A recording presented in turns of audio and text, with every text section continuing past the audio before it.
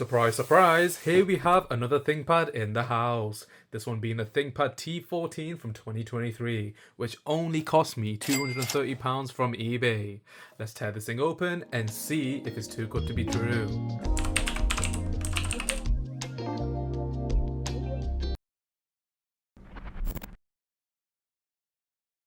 I'll be honest, when I found this ThinkPad, I was simply mind blown. For less than £250, we have a relatively new laptop released in mid-2023, which is still sold to this day for a pretty penny and a fraction of what I paid for. You know what else you can get for around £250? This, and this. You get the gist. Anyways, unboxing aside, here we have the ThinkPad T14 Gen 4 with the 13th Gen i5 and supposedly 32GB of RAM. Yeah, this is too good to be true. The condition is quite exceptional. This wasn't advertised as new, but it certainly looks it because there are no marks or scuffs at all. Pretty, pristine, and the price is nothing to scoff at. Let's take a closer look and witness quite possibly one of the greatest deals I've ever found. So here we have the ThinkPad T14 Gen 4, and I have to say, the condition of this one is simply mind-blowing. I mean, would you have a look at that? Literally no scratches on the chassis whatsoever. And for the price I paid for, what more can you ask for? So let's boot this thing right up and see what it's all about. Okay, I'm assuming that this has never been used before because by the looks of it, there's literally no marks or smudges on the chassis like I said before. So let's turn this thing up and go into the BIOS. Okay, just spam the enter key. And hopefully there should be some signs of life. Yes, there you are. That's a good sign. Let's go into F1. Enter in BIOS setup. Would you look at that? Here we have the ThinkPad T14 Gen 4 into the BIOS. And by the looks of it, we have a Intel Core i5-1345U, the 13th Gen, and 32GB of installed memory, which is kind of crazy for the price I paid for. Let me remind you, I only paid £230 for this. And the BIOS date is the 23rd of October 2023, so this isn't really that old. I mean, what is that, like a year and a half? Ain't that old whatsoever. CPU speed 1.6 GHz, which is good to see.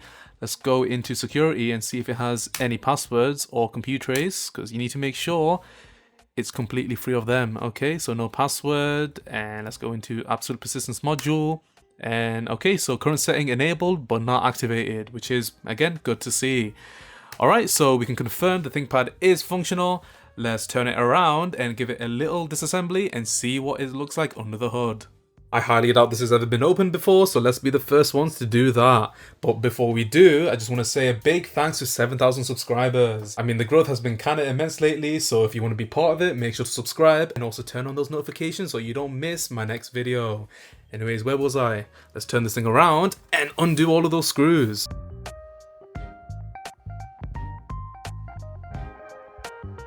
Okay, those are all undone, and hopefully this should just pop out. If not, I might have to get one of my pry tools and kind of just go under the chassis a little bit. Yeah, looks like it. Okay, let me get a pry tool. Alright, what I'll do here is just jump forward to when I actually have this top panel off, so I guess I'll see you when this has actually been completed. Gotta love it when taking off the back panel is the hardest bit of the disassembly, but after 5 minutes of painstakingly trying, here we have it. So the first things that are quite evident is the SSD. We also have a 4G modem and also a 16GB stick of DDR4 or I think DDR5 RAM, which is good to see, and also a nice battery, which is, if I have a good look, it's a 52.5 watt-hour battery. Not bad. And like I did say before, I don't think this has ever been used because there's literally no dust in the fins of the fan. Again, a really good sign there. So let's take out the RAM stick and see what speeds we're working with. Okay, easy does it. Okay, so we're working with a 16GB DDR5 SODIMM.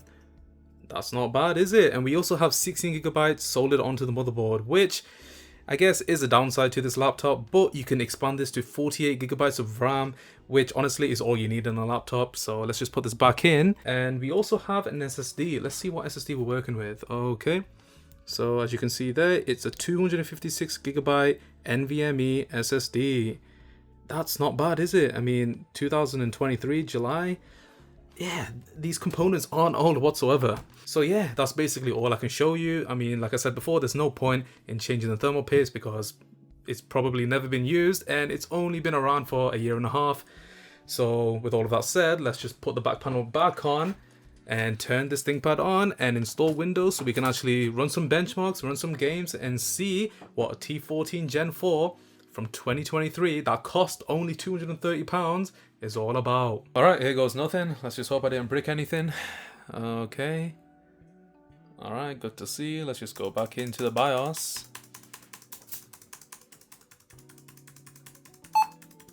Okay. F1. And let's just admire those specs once again, because 32 gigabytes in a laptop like this is pretty mad.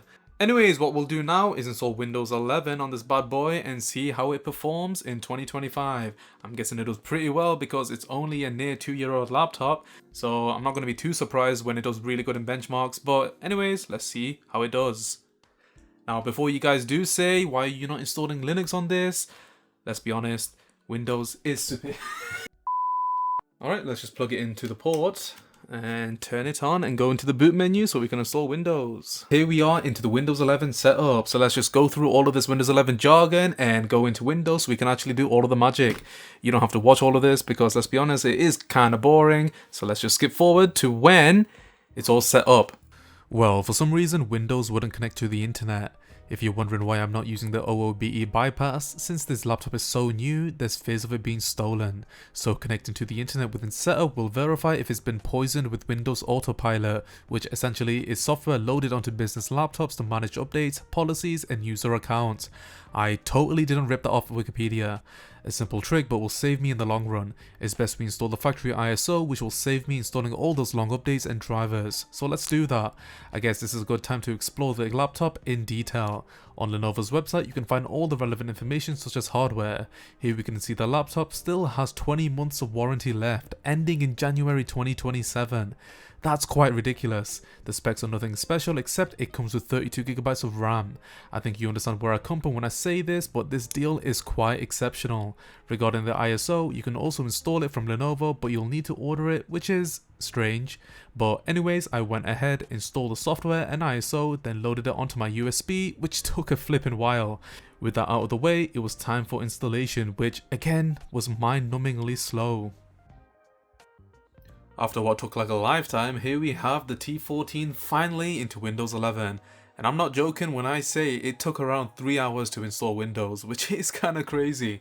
But anyways, let's go into Task Manager and see what specs we're working with. Okay, let's see, Task Manager. So, we're working with a 13th Gen Intel Core i5-1345U with 10 cores and 12 threads. And 1.6 GHz, which is a pretty good CPU, I must say, especially for a U series CPU. We have 32 gigabytes of DDR5 memory, not DDR4, DDR5 this time, which is pretty quick, but it should be 5600. I'm not sure if that's due to the solid memory that might have a different speed. I'm not entirely sure, but 5200 mega transfers per second, not bad. For the storage, we have an SK Hynix at 256 gigabytes, which should be ample for this video. I mean, all I'm going to be doing is download a few games and some benchmark software, which should be enough. For the Wi-Fi, we have a Wi-Fi 6E AX211, which isn't a bad card whatsoever, and I just realized I'm exposing my SSID, which you do not need to see. For the GPU, we are working with XE graphics, which honestly shouldn't be too bad. If you saw my video on the Dell XPS, which I did around a month ago, those XE graphics are pretty good, especially in gaming, so we'll definitely test those out later on. As for the battery, let's go into Lenovo Vantage and see the capacity. And I'm quite interested in the battery cycles because I do think that this laptop has never been used properly. So let's have a look, shall we? Let's go into Device, Power, see battery details. So at 92%, we're working with 4 hours and 46 minutes, which is on the low side, I must say. You see battery details. And yeah, would you look at that? Okay. So the cycle count is only 4. That's kind of crazy, isn't it? Only 4 cycles? Yeah, I guess that's proof that this laptop has never been used or never properly been used. The manufacture date is the 24th of October 2023. I just realized this is in flipping American format. Anyways, 27th of July 2024 is the first use date, which isn't even a year ago. Okay, so the design capacity is 52.5 watt hours, which we did see when we disassembled this ThinkPad. Not a bad battery whatsoever, and the remaining capacity is 47.55 and full charge is 51.98. So I guess I'm working with around 99 or 98% battery health, which is pretty decent. Okay, I guess with all of that out of the way, let's install some benchmark software and some games to see how this T14 runs in 2025. And I'm guessing it'll run pretty well because this laptop isn't even 2 years old. I mean, I must say, for the price I paid for, this laptop is honestly exceptional. Like, £230, I got 32GB of RAM, I got a really good CPU, we'll see how good that CPU does in a later benchmark. And honestly, the form factor, I really like it as well, and the keyboard, I mean, it's a ThinkPad, come on. If you have seen my previous videos, you know how much I like ThinkPads, especially a T14, which is on the better end of ThinkPads. I mean, if it was like an E series or an L series, I wouldn't mind too much, but the fact that we got a T series is definitely up there and probably one of my best purchases I've made on eBay thus far. Anyways, with all of that said, let's download a web browser and download all of that software that we need to run on the T14. Okay, let's download Firefox. Okay. I'd say the newest ThinkPad that I've covered on this channel is the ThinkPad P14 Gen 2, which is the most viewed video on this channel. Who knows, maybe we can make this video the most viewed video on this channel. You know what, I'm not going to say anything. We'll let the algorithm do its best. Here we have Cinebench R23 running on the T14. Let's see how good those 10 cores and 12 threads really are. Now, I'm not going to sit through this 10-minute test because let's be honest, that is kind of boring. So I'll skip forward to when we get that score.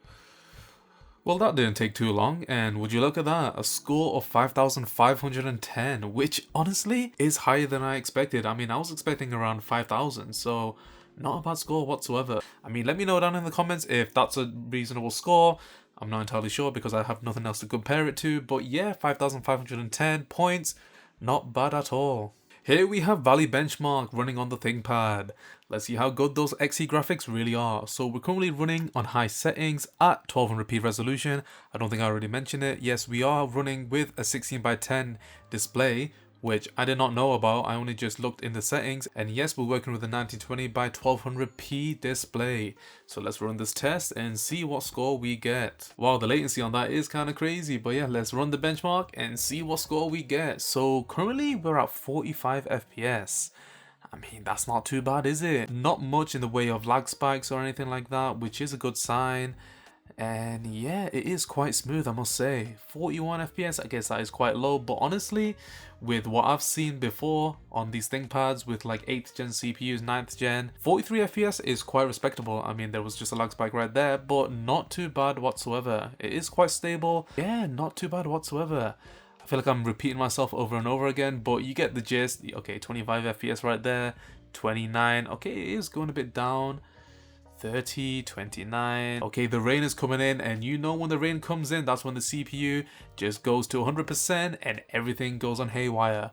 But yeah, 26 FPS, 27. To be fair, I'll give it credit. It is at 1200p.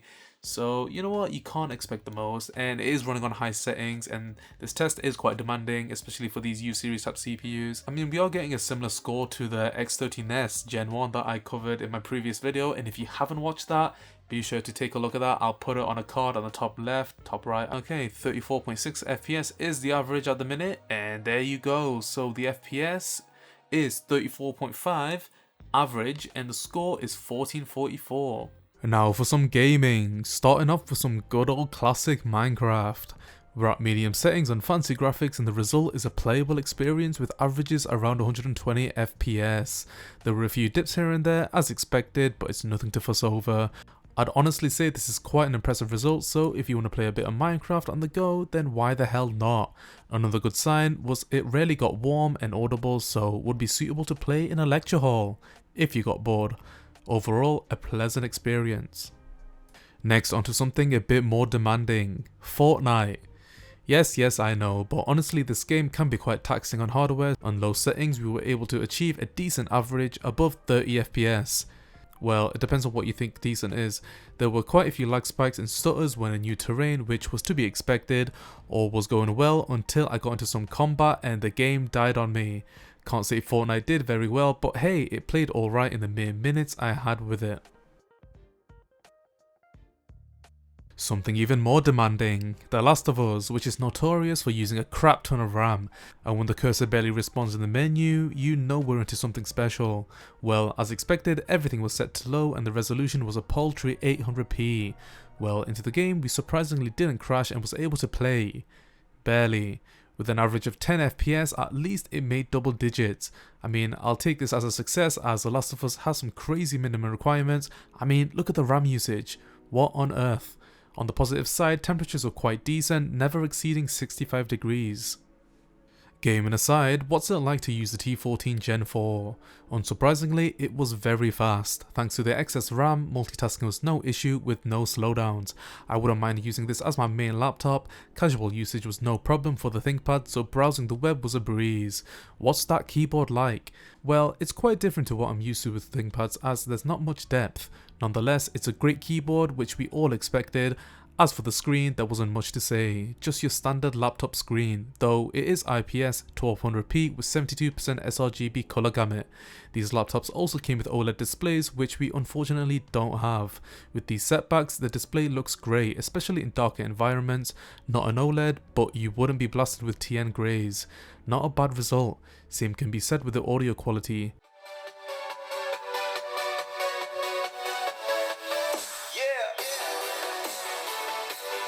Again, quite average, but not unbearable, perfectly normal. The T14 also has a few security features such as a fingerprint sensor, which works very well, and also an IR sensor, again works flawlessly. I'd choose the latter as you can lift up the lid and go straight into the desktop, only makes this deal that much better. Now, what do we all think about the T14 Gen 4? Personally, I think it's a great laptop and I seriously mean it. For the price I paid, you simply can't get better, even if you tried. And the fact it came in near new condition with decent specs and a perfect battery means it can be used for years to come. Anyways, I think we'll leave it here. What do you think about the T14? Leave your thoughts down below. Be sure to like, subscribe and turn on the notifications to stay tuned for the next upload. Thanks for watching and I'll see you in the next one.